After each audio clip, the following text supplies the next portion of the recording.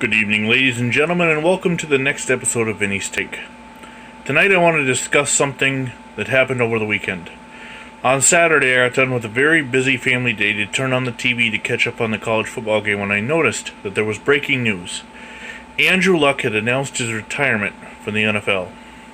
Now, first and foremost, you know I'm a Buffalo Bills fan if you can't tell by just looking at this picture. But I always said I was a Baltimore Colts fan in a previous life. Johnny Unitas to me is the best quarterback who ever lived, but I was 5 years old when the Colts moved to Indianapolis, and by the time I actually got into football, I became a Buffalo Bills fan, so I don't know what it was like to be a Baltimore Colts fan. I'm not an Indianapolis Colts fan by any stretch of the imagination. However, I'd like to wish Andrew Luck the best of luck in his retirement, and I hope that he can live a healthy and fruitful life. With that said, I want to address a couple things. First of all, when the news started matriculating around the stadium in Indianapolis, the fans got pissed and were booing. Well, knee-jerk reaction, they don't know what's going on, they just hear something's happening, so they start booing. It's unfortunate, because Andrew Luck has done more for that franchise than they can possibly understand. Do you even understand, for a lot of you Colts fans who are probably in your early 20s, do you even understand what it is like to have a franchise quarterback, a Hall of Fame quarterback, retire and get replaced by mediocrity? When Peyton Manning left the Colts to go to the Broncos, by all stretches of the imagination, the Colts should have had 20 years of futility at quarterback. But they got lucky. They got Andrew Luck. They got a serviceable quarterback. Not just a serviceable quarterback, an all-pro. They got a man who led them to the AFC title game against the Patriots. They got a guy who won Comeback Player of the Year last year. But unfortunately, they also got a guy who has injury issues. And that's what's important here. The injury issues that he's dealing with, he feels, and probably the toughest decision he's ever had to make, that it is just easier for him to walk away and try and live a healthy life. So for the fans up in the stands, I'm sure a lot of them regret that, but it was a knee-jerk reaction without any news. There's a shot that was on ESPN of a guy taking off his jersey the minute he read. But that's not really the bad thing. No, the bad stuff has been coming since then. The burning of the jerseys. And this happens in sports all the time.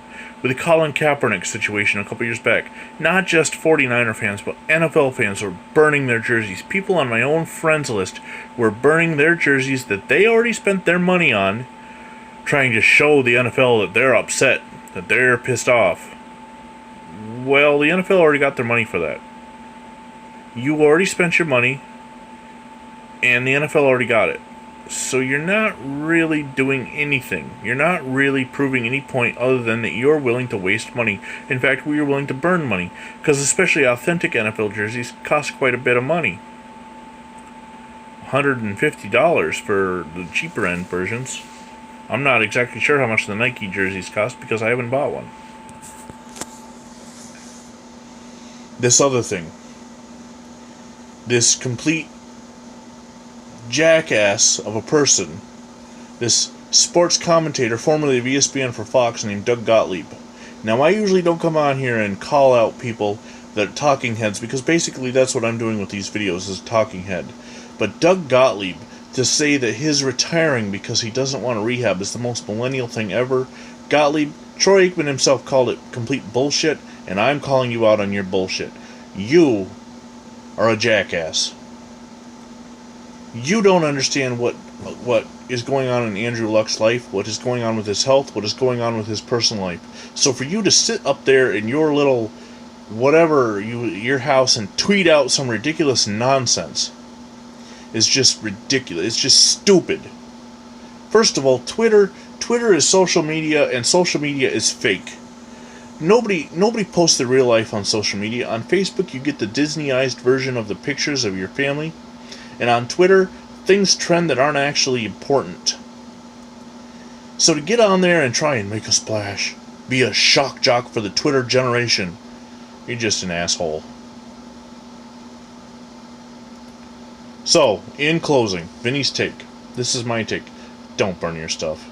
If the Buffalo Bills were to pack up tomorrow and move to Toronto, I wouldn't follow them, but I wouldn't be burning my stuff either, because I would still be a fan of the Buffalo Bills, just like I am a fan of the old Baltimore Colts.